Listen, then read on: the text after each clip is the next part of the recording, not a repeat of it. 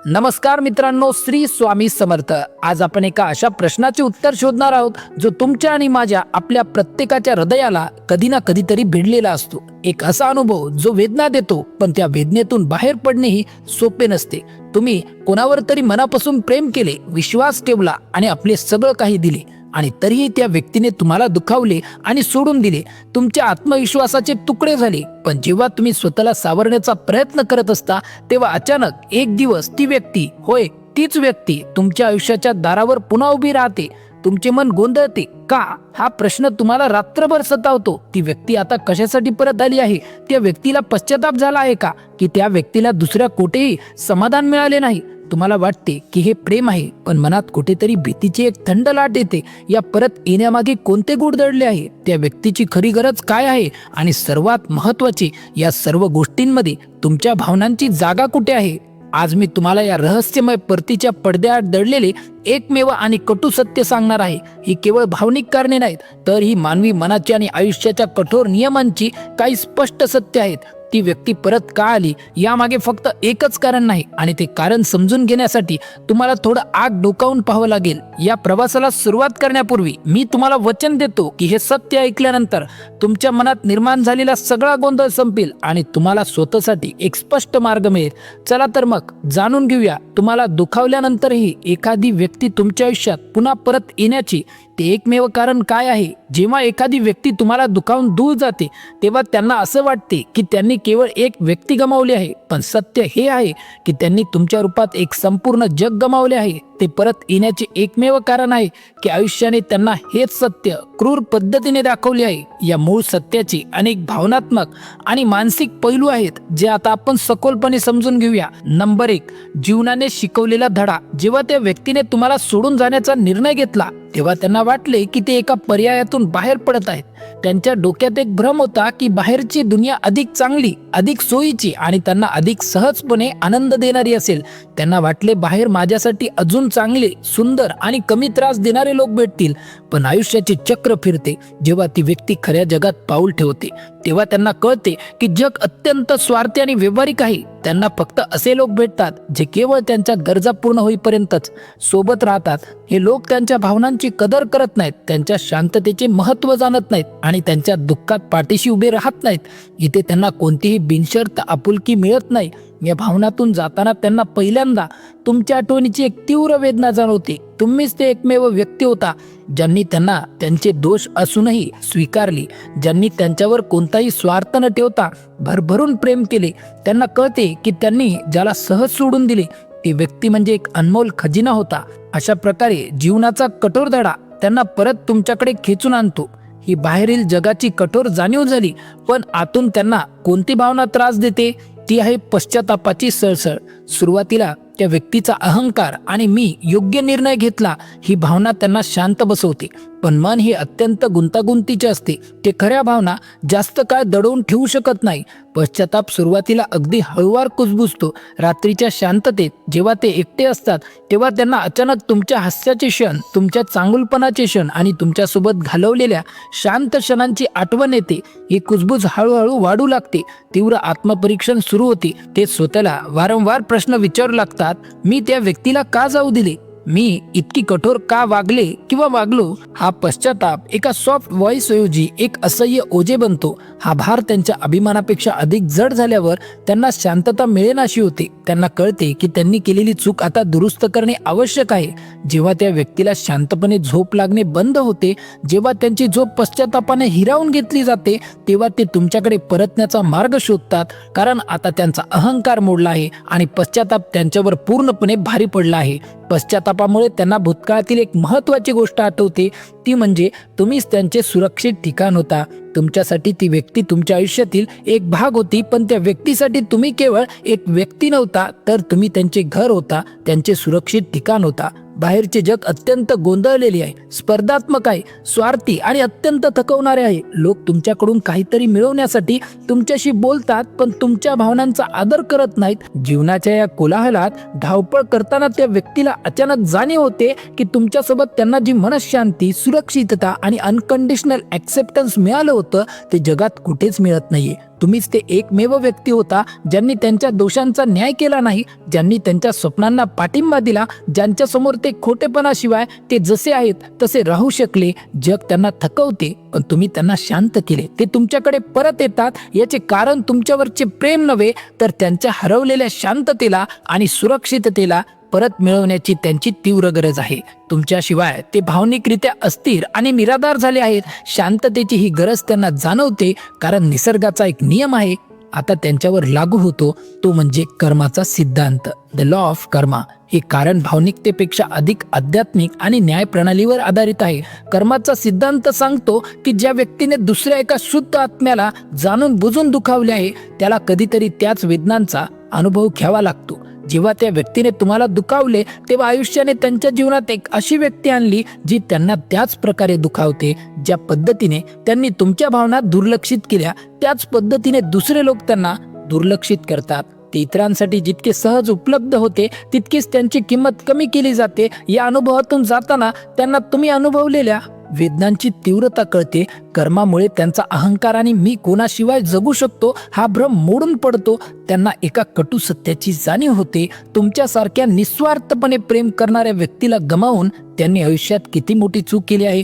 कर्माच्या या नियमामुळे जेव्हा सत्य त्यांच्या समोर येते तेव्हा त्यांची चूक त्यांना परत तुमच्याकडे खेचून आणते, कारण तुमच्या मूल्याची जाणीव त्यांना सहन झालेल्या वेदनांमुळे होते. कर्माच्या नियमातून मिळालेल्या या धड्यामुळे त्यांना आता हे सत्य कळते की तुमच्याशिवाय त्यांचे जीवन फक्त भावनिकरित्याच नव्हे तर तुमच्याशिवाय जीवन अधिक कठीण झाले आहे. तुमचे नाते केवळ भावनिक नव्हते, ते त्यांच्या जीवनाचा एक महत्त्वपूर्ण आधारस्तंभ होता. जेव्हा तुम्ही त्यांच्यासोबत होता तेव्हा प्रत्येक लहान मोठी गोष्ट त्यांना सोपी वाटत होती. अगदी त्यांच्या समस्या, चिंता आणि दैनंदिन आव्हाने सुद्धा तुमची उपस्थिती त्यांच्यासाठी एक अदृश्य शक्ती होती. तुम्ही गेल्यावर त्यांचे भावनिक आणि व्यावहारिक जीवन अत्यंत खडबडीत झाले. पूर्वी तुम्ही त्यांना प्रोत्साहन देत होता, तुम्ही त्यांची समस्या शांतपणे ऐकून घेत होता, तुम्ही त्यांच्या बाजूने खंबीरपणे उभे राहत होता. आता त्यांच्याकडे असे कोणीच नाही. त्यांना अचानक जाणीव होते की त्यांना पूर्वी मिळालेली शक्ती तुमच्या अस्तित्वामुळे आणि तुमच्या शब्दांमुळे येत होती. जीवनातील प्रत्येक अडथळ्यावर मात करण्यासाठी लागणारी मानसिक शांती आणि प्रेरणा तुमच्यामुळेच मिळत होती. आता त्यांना वाटते की त्यांच्या समस्या सोडवण्याची किल्ली अजूनही तुमच्याकडेच आहे. जीवन पूर्वीपेक्षा खूप जड झाले आहे आणि या ओझ्यामुळे थकले आहेत. म्हणूनच ते तुमच्याकडे परत येतात, तुमचे प्रेम परत मिळवण्यासाठी नाही तर त्यांच्या जीवनातील सोपेपणा परत मिळवण्यासाठी. हे सत्य आहे की तुमच्याशिवाय त्यांचे व्यावहारिक जीवन कठीण झाले, पण या अडचणींच्या पलीकडे एक भावनिक आणि आत्मिक सत्य दडलेले आहे. एक अशी ओढ जी त्यांना तुमच्याकडे परत खेचते, कारण तुमचा भावनिक आधार कधीच संपला नव्हता. मागील कारणांमध्ये आपण पाहिले की व्यक्तीला तुमच्याशिवाय जीवनातील अडचणी जाणवू लागतात, पण या अडचणींच्या पलीकडे खोलवर दडलेले सत्य आहे जे त्यांना परत खेचते. काही कनेक्शन असे असतात जे केवळ शारीरिक किंवा तात्पुरते नसतात, ते आत्मिक स्तरावर जोडलेले असतात. काही बंध तुटत नाहीत, ते फक्त काही काळासाठी थांबतात. त्या व्यक्तीचा एक भाग, त्यांच्या आत्म्याचा एक तुकडा अजूनही तुमच्याशी जोडलेला असतो. अनेक महिने किंवा वर्षे उलटून गेली असली तरी त्यांना एक अदृश्य ओढ जाणवते. या व्यक्तीसाठी तुम्ही त्यांच्या आयुष्यातील केवळ एक प्रकरण नव्हता, तर तुम्ही त्यांच्या कथेतील महत्त्वाची वळण होता. ते कितीही दूर गेले तरी त्यांचे मन नकळतपणे तुमच्याकडे परत येण्याचा मार्ग शोधते. ही ओढ त्यांना सतत आठवण करून देते की त्यांचे मूळ आणि त्यांचे खरे ठिकाण अजूनही तुमच्या जवळच आहे. पण केवळ भावनिक बंध पुरेसे नाहीत. जेव्हा ती व्यक्ती बाहेरच्या जगात खऱ्या प्रेमाची तुलना करू लागते तेव्हा त्यांना एक धक्कादायक सत्य कळते. तुमच्यासारखे प्रेम कोणीच करत नाही याची त्यांना जाणीव होते. जीवनाच्या कठोर धड्यांमधून गेल्यावर आणि आत्मिक ओढ जाणवल्यावर त्या व्यक्तीच्या मनात तुमच्या प्रेमाची खरी किंमत ठरते. सध्याच्या जगात प्रेम दुर्मिळ, तात्पुरते आणि मुख्यतः स्वार्थावर आधारित असते. लोक तुमच्याकडून काहीतरी मिळवण्यासाठी किंवा विशिष्ट वेळेसाठी तुमच्यासोबत असतात, पण तुमचे प्रेम वेगळे होते. त्यात शुद्धता होती, निष्ठा होती आणि त्याग करण्याची तयारी होती. तुमच्या काळजीमध्ये एक वेगळी खोली होती जी त्यांना जगात कुठेच सापडत नाही. जेव्हा ती व्यक्ती तुमच्या प्रेमाची जागा दुसऱ्या व्यक्तीत शोधण्याचा प्रयत्न करते आणि वारंवार अयशस्वी होते तेव्हा त्यांना एक महत्त्वाचे सत्य उमजते.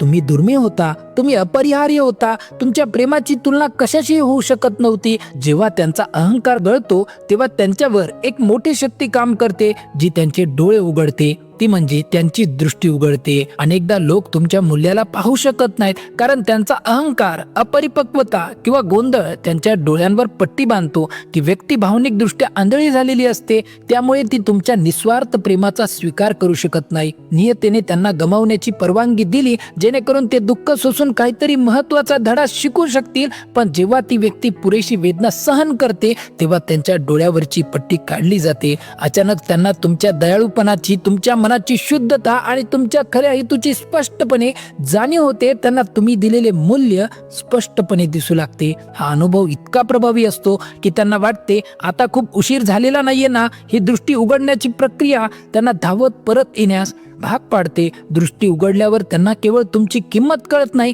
तर नियती त्यांना आरसा दाखवते. त्यांनी तुम्हाला ज्या वेदना दिल्या होत्या त्याच वेदनांचा अनुभव त्यांना आता घ्यावा लागतो, जो आहे वेदनेचा परतावा. त्यांनी दिलेल्या वेदनांचा अनुभव. कर्माचा सिद्धांत नेहमीच वेदना देऊन धडा शिकवतो. त्या व्यक्तीला आता त्या वेदनांचा सामना करावा लागतो ज्या त्यांनी तुम्हाला दिल्या होत्या. त्यांना अचानक त्याच प्रकारचा एकटेपणा, त्याच प्रकारचा हृदयभंग आणि त्याच प्रकारचा त्याग सहन करावा लागतो. तेव्हा त्यांना पूर्ण जाणीव होते, मी त्यांना जे दुःख दिले त्याची किंमत मी आता चुकवत आहे. वेदना एक शक्तिशाली शिक्षक आहे. त्या व्यक्तीला जेव्हा तुमच्या वेदनेची तीव्रता जाणवते तेव्हा त्यांना त्यांच्या चुकीची जाणीव होते. ती व्यक्ती तुमच्याकडे परत येते तेव्हा त्यांच्यासोबत केवळ पश्चाताप नसतो तर तुम्हाला गमावण्याची भीती आणि तीव्र अपराधी भावना असते. तुमच्या वेदनांचा अनुभव त्यांना परत घेऊन येतो कारण त्यांना आता स्वतःच्या चुकांची दुरुस्ती करायची असते. पण हे सर्व कारणे असूनही ते परत येण्याचे सर्वात मोठे आणि अंतिम कारण दडलेले आहे तुमच्या स्वतःच्या कृतीत. तुम्ही भावनिकरित्या पुढे सरकलेले असता. इथे सर्व कारणे बाह्य आणि भावनिक आहेत, पण हे कारण तुमच्यातील बदलांशी संबंधित आहे आणि हे सर्वात प्रभावी ठरते. ती व्यक्ती तुमच्याकडे सर्वात जास्त द्वेषाने तेव्हा परत येते जेव्हा तुम्ही भावनिकरित्या पूर्णपणे अलिप्त होता. जेव्हा तुम्ही त्यांच्यासाठी रडणे थांबवता, त्यांची वाट पाहणे थांबवता, त्यांची अपेक्षा करणे थांबवता आणि स्वतःला त्यांच्यासाठी तोडणे थांबवता, तेव्हा त्यांना तुमच्यात झालेला बदल जाणवतो. तुमची ऊर्जा जी त्यांना आधार देत होती ती आता त्यांच्यापासून दूर खेचली जात आहे. तुमच्या उपस्थितीने त्यांना संरक्षण दिले होते, ती ऊर्जा दूर झाल्यावर त्यांच्या आत्म्याला भीती वाटते आणि गोंधळ उडतो. त्यांना वाटते की त्यांनी नियंत्रण गमावले आहे.